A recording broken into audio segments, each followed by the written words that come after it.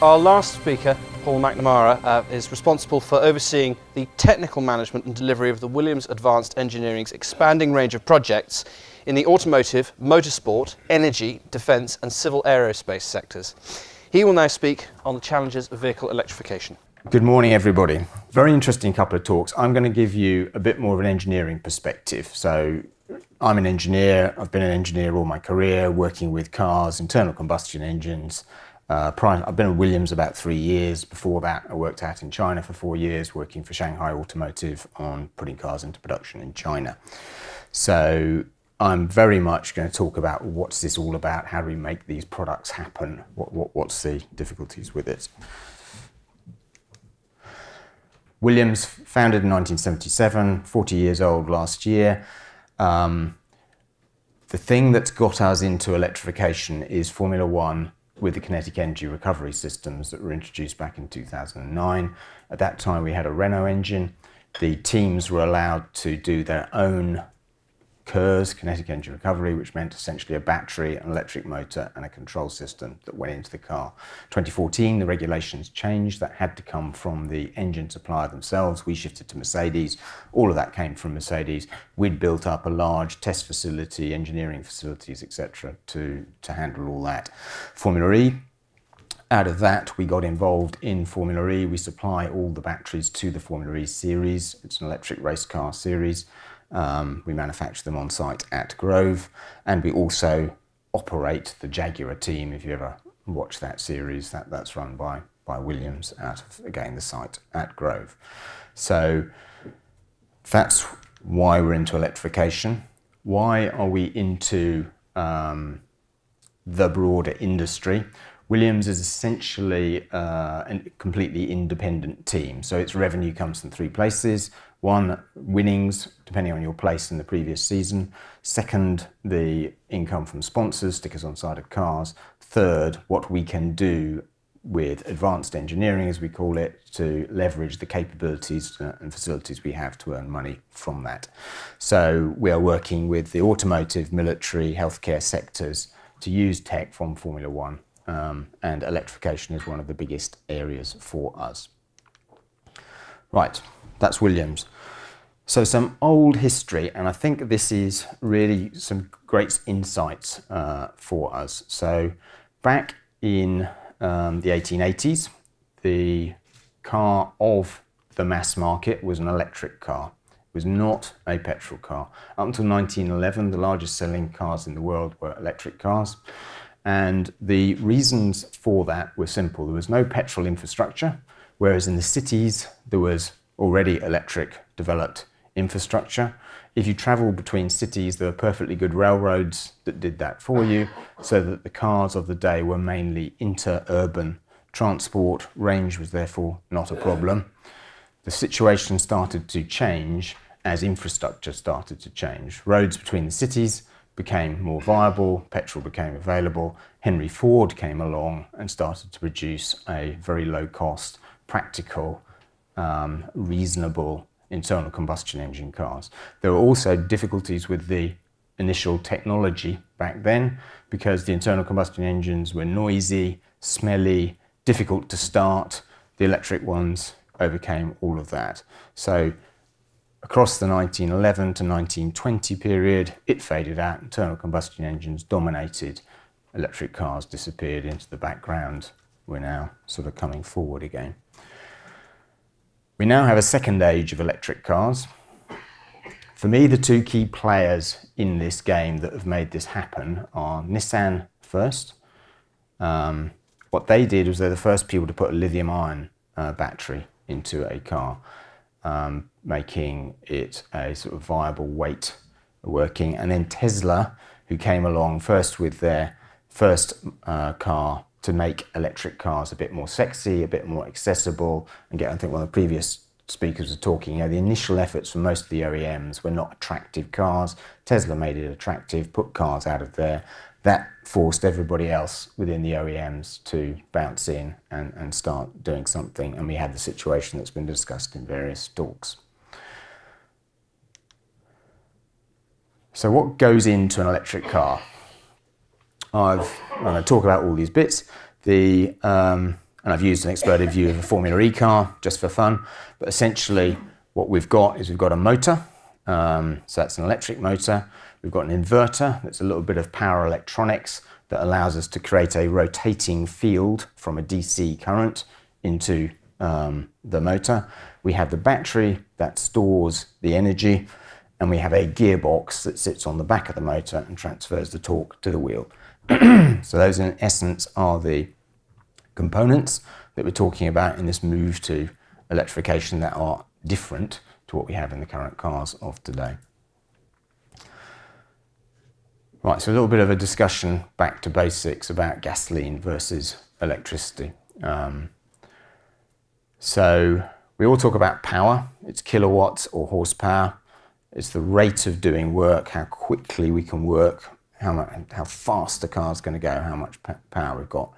Energy is the storage of that power. So in a gasoline tank, I store energy. It's in there. In a battery, I store energy. We talk about that as kilowatt hours. You buy energy from electricity, it's a kilowatt hour. That's the sort of unit of the future. Specific energy is how much power can I deliver per kilogram, how much energy storage, how many kilowatt hours can I store per kilogram. Right, so let's have a look at gasoline and lithium ion. So in gasoline, we store 13,000 watt hours per kilogram. In the sort of current lithium ion technology, we store 230. So gasoline is more efficient than a battery at storing energy by a factor of 50. So for the engineers, big challenge number one to deal with how do we manage that in the context of a car. Next problem is that the price of gasoline is around 11 pence per kilowatt hour, looking at that, whereas the price of electricity about 17 pence per kilowatt hour, so more expensive. So again, how's this all going to work? Why is it that there's electric cars out there and you hear these sort of fundamentals? And you do see these sort of fundamentals around. So why does an electric car work? Given those sort of things stacked against it, why does it work? So the first thing is gasoline engines or diesel engines, let's say, are actually horridly inefficient. Yeah, so the best you can get out of them is around about 40% in practice for what you're doing. So whilst you have that gasoline, you can't get at that energy that's stored. You can get at it in your central heating boiler at home because you can make that about 90% efficient, so you're just getting out straight heat. But if you want work out of it, you can only get about 40%. So a load's going in the coolant and a load's going out the exhaust as hot air. So you've immediately got a factor of 2 at least there. I mean, most electric motors are around 95% efficient, so you can very easily get out the full energy from your battery.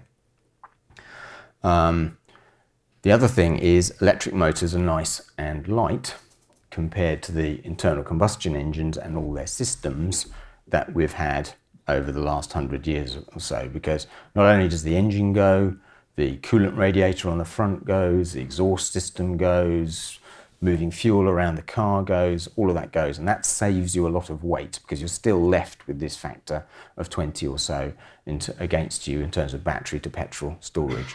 So the two things that are making this revolution work from a sort of engineering perspective is electric motors are very light, internal combustion engines are very inefficient and relatively heavy.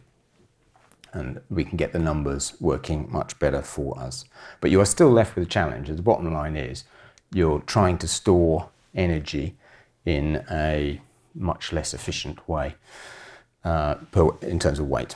So this is a picture of a car. The red is shaded in all the bits that are part of the internal combustion engine powertrain and the electric propulsion system. The big difference is that that's a V8 engine, that's the torque tube, that's the petrol tank.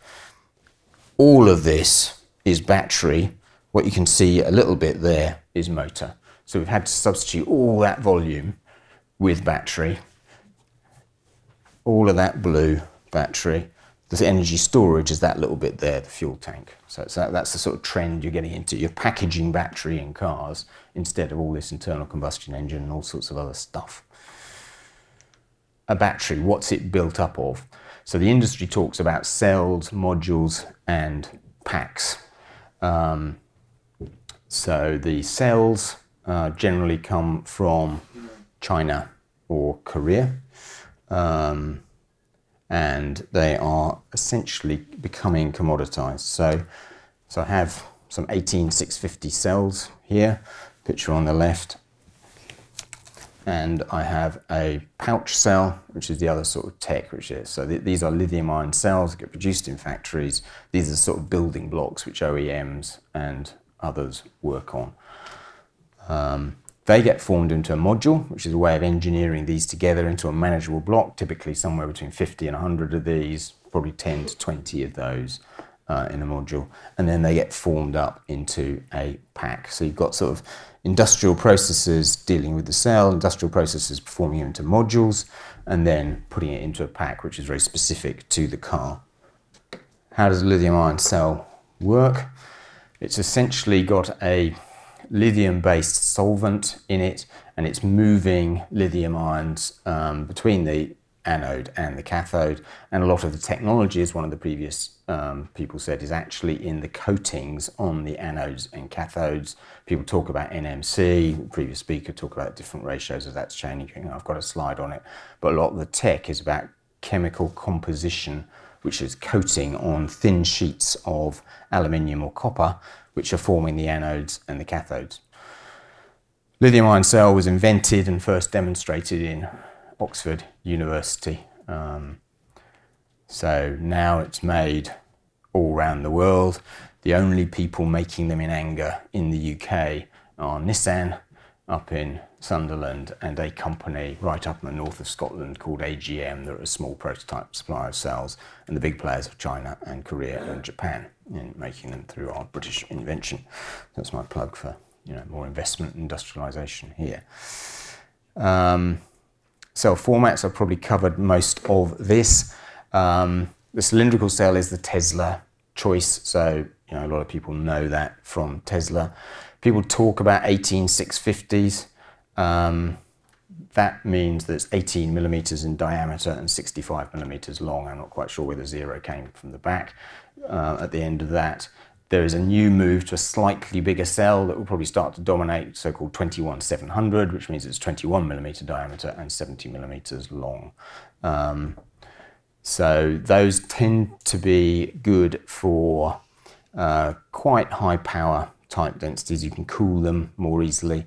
The pouches, which is the other one I'm holding here, you can store more energy, a bit difficult to get quite so much power out of it. And prismatic in the middle offers a sort of compromise by the two. It's essentially, in terms of the industrial process, a sort of squashed cylindrical cell, so you still get the metal casing on it.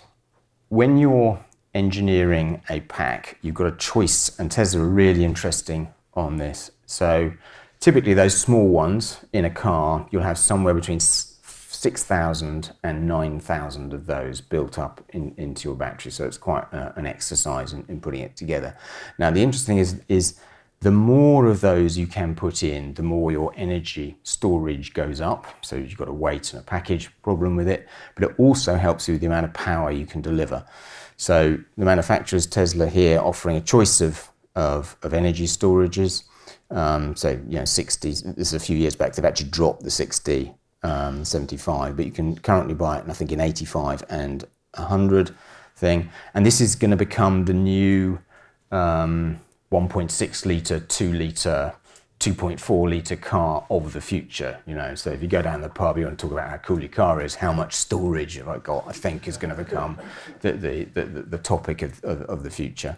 And I think the public will start to sort of grab this as a number. The interesting thing is the more storage you put in, generally the more power you can get out of it. So Tesla talked about a Roadster with 1,000 horsepower, I think, recently, but they also had a 600-mile range, because the only way of engineering a car with that much power was to give it a colossal range. The sort of two ended up coming together, and that's sort of one of the features of trying to do electric cars. A little bit of what's going on sort of at the top end of the market. So typically somewhere around 90 kilowatt hours and 100 up to 100, with a power typically around 200, 300 kilowatts up to 400 horsepower then is where it's going at the premium end. And this is, I'm talking about electric vehicles, not hybrid plug-in hybrids. And most of those batteries are going under the floor as the most pragmatic way of storing, somehow fitting it into the car. So you've got the Tesla, the Chevy Bolt, and the Jaguar I-Pace just being launched at the moment with sort of quite similar schemes. So cell energy density is a key sort of battleground. The more we can store in a cell in terms of kilowatt hours per kilogram, the better the cars get, the more efficient the whole thing becomes. So the technology to do that is a sort of fight going on, Samsung, LG, Sony, and others with it. Right now we are at around about 250 watt hours per kilogram. That will probably head to about 350 as a peak, and then the technology runs out of steam. Beyond then we need some new innovations. So lithium sulfur is a new chemistry. New is not the right word. A chemistry that's been around that offers certain advantages. Particularly, it stores a higher amount of kilowatt hours per kilogram, but at a higher volume. But for the aerospace industry, that is of interest, and we're doing a couple of projects with aerospace guys thinking about lithium sulfur batteries on that. So I think a push for technology to increase that kilowatt hours per kilogram. You know, my opening comments, it's all about trying to reduce the mass in the car to store the energy. Cathodes, so nickel, magnesium, cobalt oxide, NMC so-called, and NCA are the two popular things. And as a previous speaker said, there's different formulations within that's tending to make nickel more dominant within that sector as people try to remove the slightly more expensive chemistries. Probably a little bit too much detail, but there's a roadmap out to 2023 involving silicon and NMC, and also trying to get into ceramic coated separators that should keep improving the standard of batteries and therefore the competitiveness of electric cars across the next decade or so. Just for interest, for those people that have a sort of mining interest in these things, so for a cell, I've sort of tried to break out at an elemental level what goes into that. So if you've got a 70 kilowatt hour pack going into a Jaguar I-Pace or something like that, you've got 8 kilograms of elemental lithium, 55 kilos of copper, 30 kilos of nickel, 10 kilograms cobalt, 10 kilograms manganese, sort of thing. You have some sense of it. So copper is quite interesting because the reason you end up with so much copper in the thing is because the battery is trying to get the powers people want at the voltages you can do. So you're somewhere between 400 volts and 800 volts. You've got to move a lot of current to get the power. If you're moving a lot of current, then you need a lot of copper conductors to move that. So you'll see in the battery and the cars of the future a greater use of copper than has gone on before. Typical costs, and these are at a cell level. So the numbers quoted earlier were at a pack level. Remember, it's talked cell, module, pack. So cost per kilowatt hour at the moment for an 18650, as published by Tesla, around about $150 per kilowatt hour, something like that. And a similar for a pouch. This is what GM says the best we can get in the market. Bear in mind we're a small player. It is more like $190 or so to get hold of a pouch like that. And then you've got all the costs of converting that into a module, converting it into a pack that drives up the cost per kilowatt hour. So the electronics in a electric vehicle are very substantive. So you've got to both manage your high voltage energy to the inverters and motors, which I say are typically between 400 and 800 volts is the standard at the moment. The more performance cars are at 800, the more regular cars at 400.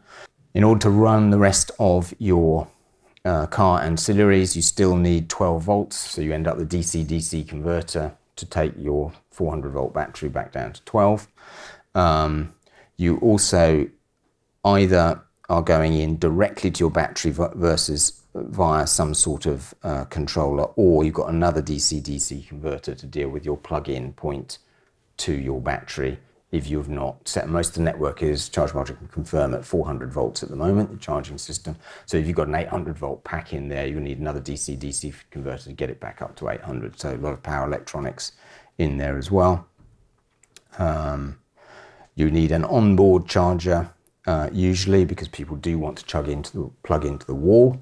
So most OEMs are still giving you can plug in this little 12 volt, this little 240 volt thing that goes in. So usually an onboard charger for that as well.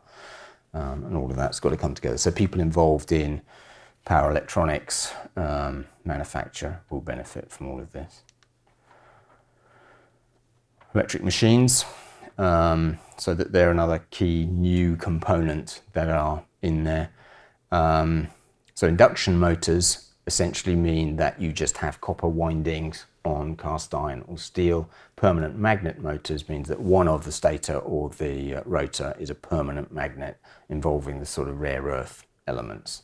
In general, the permanent magnet synchronous motor is lighter weight and a bit more efficient. The induction motor is a bit cheaper, a little bit less efficient, and it doesn't need any sort of funny rare earth elements at all. And the market is quite split between that. If there is a trend at the moment, people are heading a bit more towards the permanent magnet motors.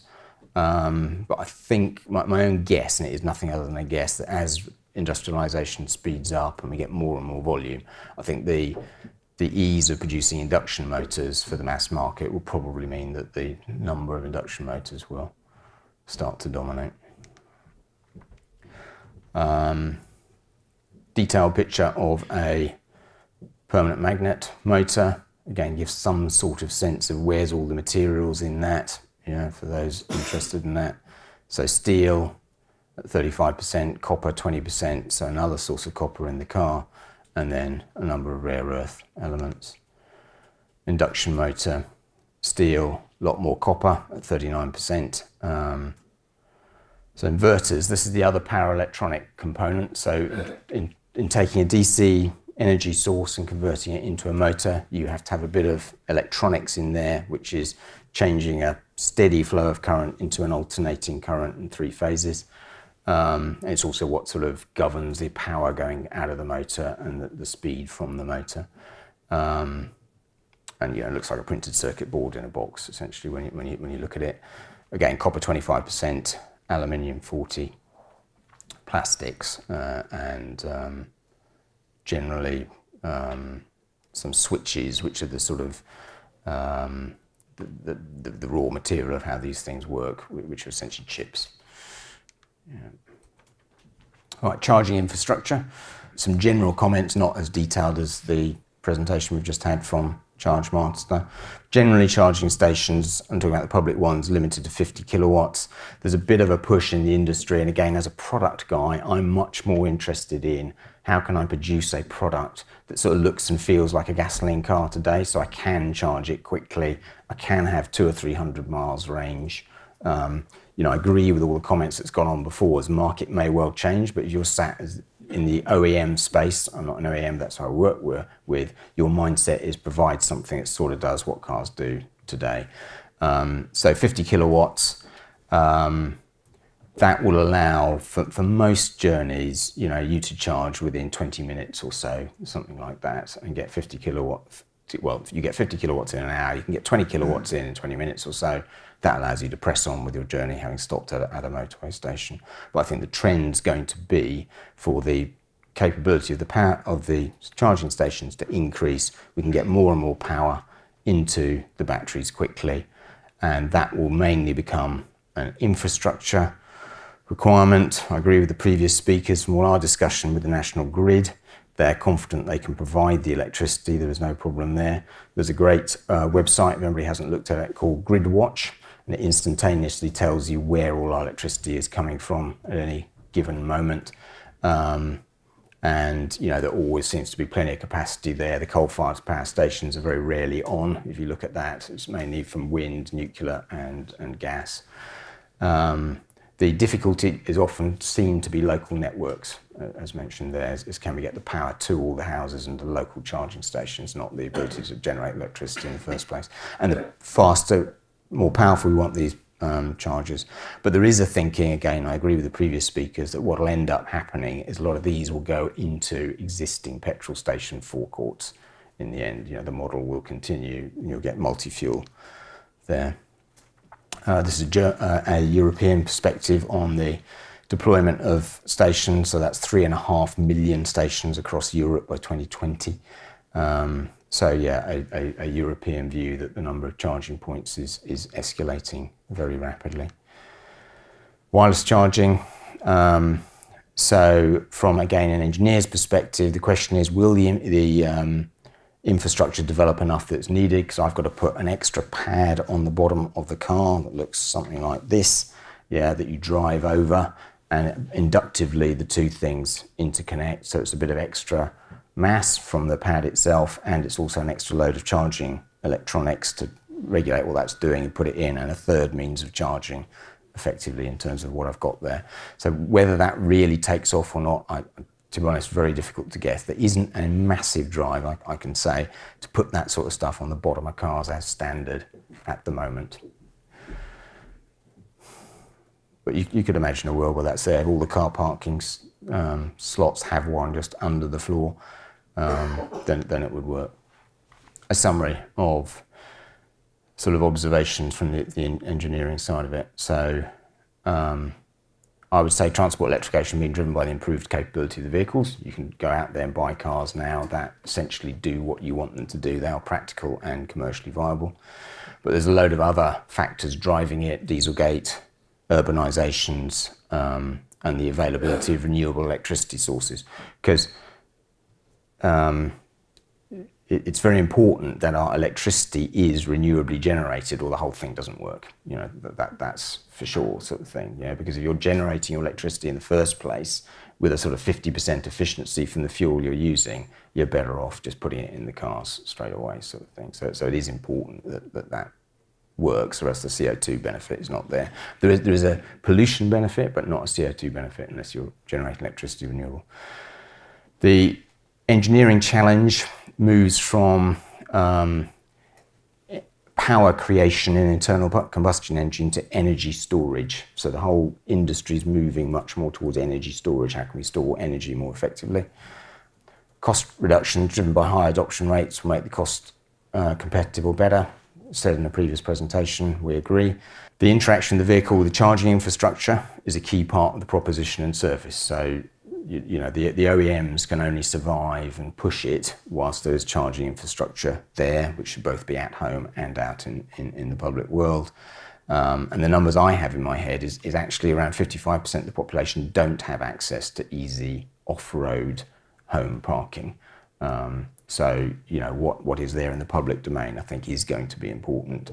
But as somebody said, I mean, we've still got a captive market of 40% or so who can charge at home. So we're going to see 10 years of growth anyway. I think hybrid vehicles will play a major role in the transition. So plug-in hybrids, I think that's going to be a lot more acceptable to a lot of the population. So I think those sort of cars, the Mitsubishi Outlander is still one of the highest selling electric cars around, and I'm sure that will carry on. But in the long term, hybrids will be a transitional technology, and we'll all be in full electric vehicles 20 years from now or so. Real-world electric vehicle range is going to put an emphasis on aerodynamic performance and efficiency at higher speeds. So one of the things that's actually gone on with the auto industry for the last 30 or 40 years is that exterior design is driven by aesthetics, not by aerodynamics. But now that we are much more concerned with how we save energy, the aerodynamics will become important, and that side of the industry will be important. Good, and that's it from me. I'm happy to take any questions. That was very interesting, thank you very much. Fuel cell electric vehicles weren't mentioned in this summary here. Do you see any future for them or not? In this way of thinking about the world, a fuel cell electric vehicle effectively becomes a hybrid in that the fuel cells are the means of topping up a battery and driving electric motors effectively. So you include them in the hybrid? So I would include it in the hybrid, but I don't think it's going to be an important part of it, I have to say. I think there is not the infrastructure for hydrogen that's generally going to have to be needed for that. I think the technology is a little bit of a way away, and I think the fact we have all got electricity in our homes, it's convenient, it's here, it's going to be one of those things that just dominates whatever the technical pros and cons of of a fuel cell are, I just can't see it. And so we're betting that the hybrids will be internal combustion engine hybrids, but that will phase out as we move to full electric. Yeah. And do you have any sense that the government might be planning to put a tax on electricity? I have no sense of that, because my perspective on that is much more from a product one.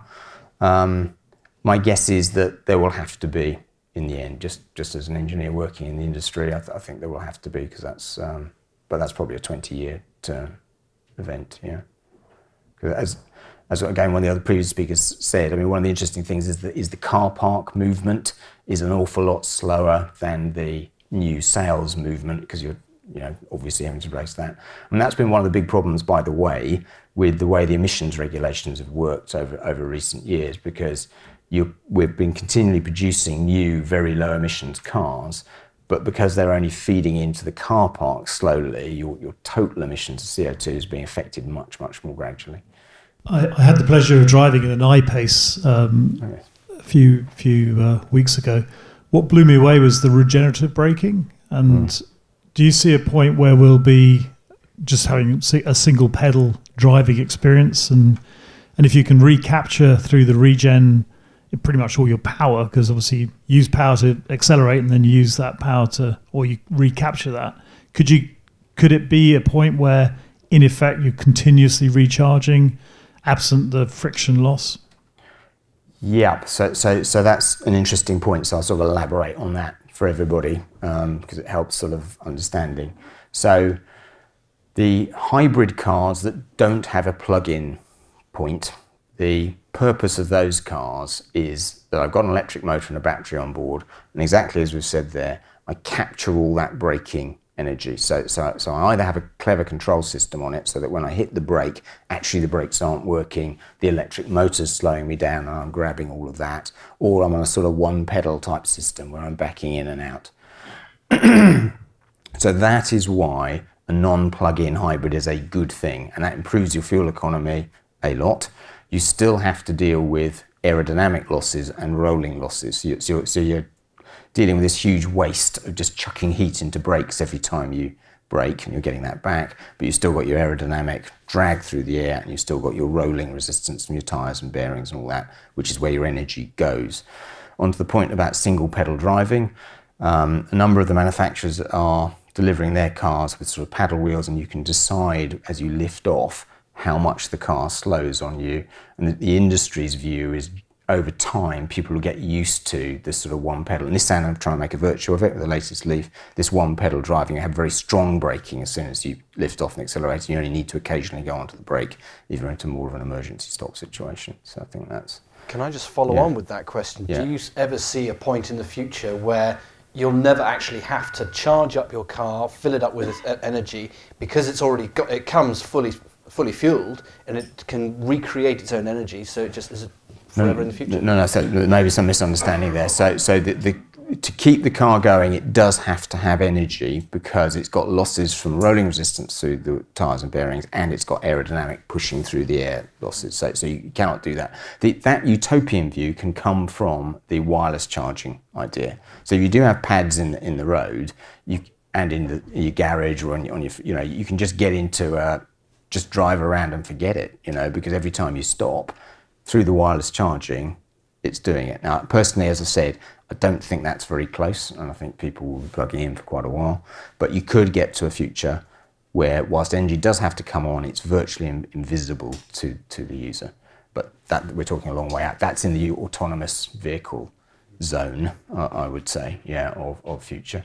I mean, that, again, just to go on hobby horse for that, people talk about ACEs, autonomous, connected, electrified, and shared sort of thing, and all those ideas get bundled together. Actually, electrified and connected are coming and close. Automotive and shared, autonomous and shared are different and further back. And I think probably coming with autonomous is this automatically going to somewhere I can charge and sorting myself out, so that the energy becomes invisible. Yeah. Can you ever see the situation where the total weight of the electrical vehicle is comparable to a modern car? First question. And second, would it matter if it wasn't? So we the industry is striving to produce cars that are sort of transparent to where cars are today. And so I think the industry will produce cars like that. So it means that they will have 400-mile range. They'll typically weigh sort of 1.8 tons or something, and they'll probably have better performance than the current cars because electric motors inherently can give you more low-down torque and all that sort of stuff. What will then happen, I think, is people will evolve into realising they actually don't need all of that from an electric car. And so therefore the cost can get pulled back because the thing's only got a couple of 100-mile range, and maybe the power's a bit less, and maybe the weight's a bit more, so that helps with the cost equation. So I think people are going to gradually think about what actually they need a car for, and that's just going to change the shape of cars a little bit. I mean, in other chats I've done, I mean, one of the things that's interesting is again, think about what happened in 1880 to 1910. The first cars looked like carriages without horses on the front. So we are in a paradigm of what a car looks like at the moment, because you've got to have space in the front to sort of put this engine thing.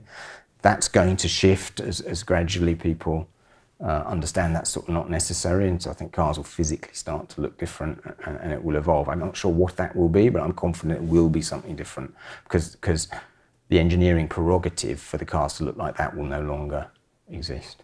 Perhaps related to the last question, but you had a picture of the red and the blue, essentially the weight in the vehicles. Is there anything that is going to really drive down the weight? So is there potentially change in technology on lithium ion? Is there a new element or anything that you can see coming down the line that would take us away from lithium ion? So when you're picking up one of these things, you decide how many of these things you need, depending on how much energy I can store in that.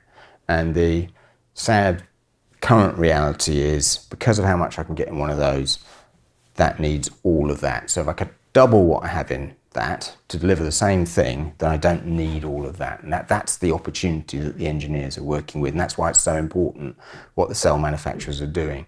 So say at the moment, the number to think about is 250. We can get to 350, which is a very good reduction, and will probably mean that a car like this that's got 200-mile range will move to having a 300-mile range in the future.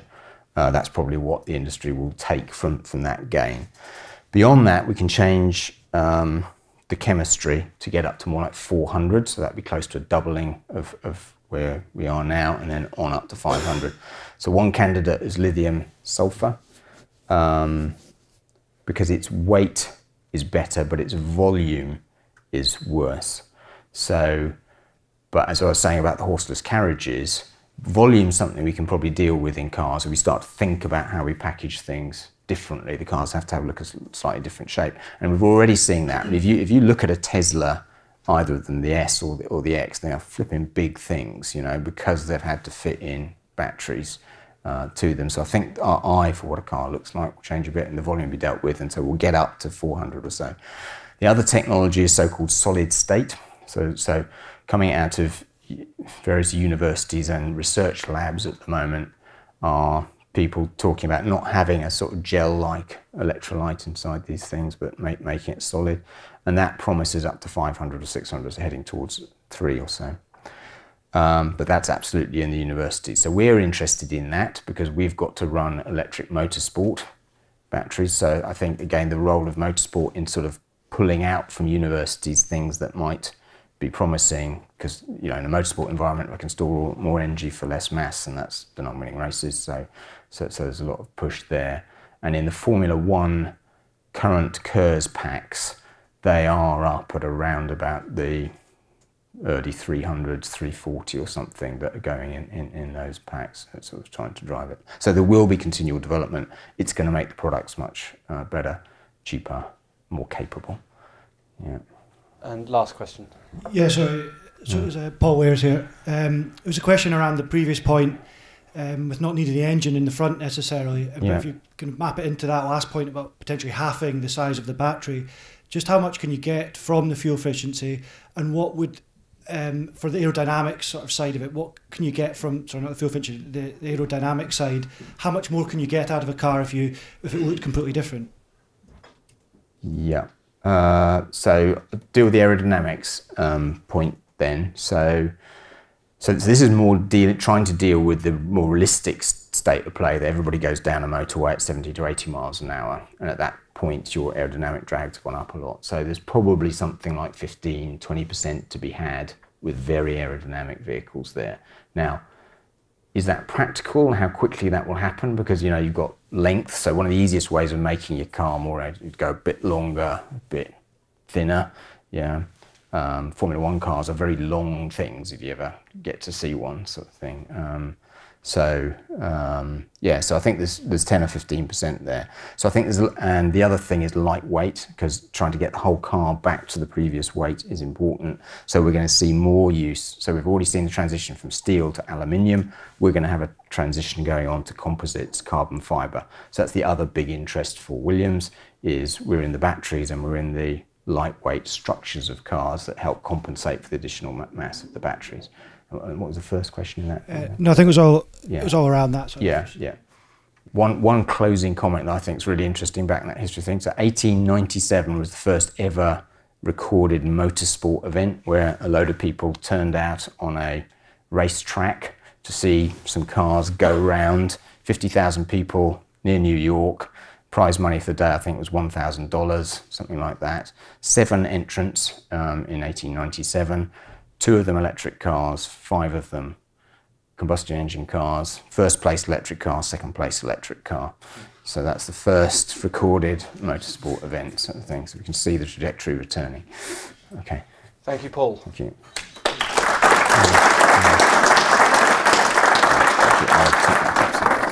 And thank you everyone for being here. Thank you particularly to our speakers. That has been an extremely insightful morning, as I'm sure you will all agree.